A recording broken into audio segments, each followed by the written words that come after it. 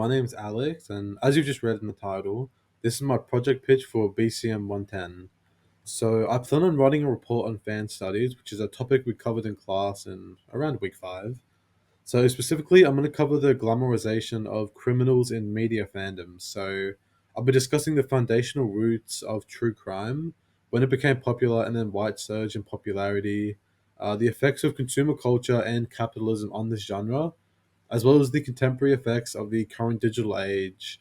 So social medias like Reddit, TikTok, Tumblr, what kind of effect do they have on these fandoms? Do they boost them? Do they Yeah, cultivate? So since I've grown up with social media as the norm, I've kind of seen lots of genres and fads surge in popularity, as well as niches develop in subgenres. So this stuff is like I kind of know a lot of. I've seen a lot of this stuff. I kind of know a lot of this stuff.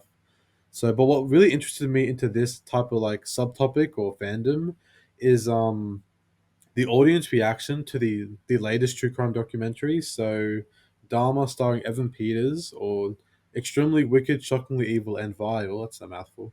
Starring Zac Efron, or like the Menendez documentary. I think it's called Monsters. But instead of like hate and especially sympathy for the victims of these criminals, people kind of the fans kind of ignore that, and then they almost become sensationalized with the perpetrators. They kind of almost idolize them, so they'll start making like memes, thirst trap edits. They'll make like a lot of art, and especially like shipping content. So, and the more you look into it, the more that's like it's not a recent trend. It's been happening for like a really long time. Like people have just always been interested in criminals and like criminal transgression. It's really interesting. So, and something about it just seems to spur the wheels of capitalism. So like the media industry will do pretty much whatever they can to capitalize on this like certain fan, and they'll kind of just cater towards them.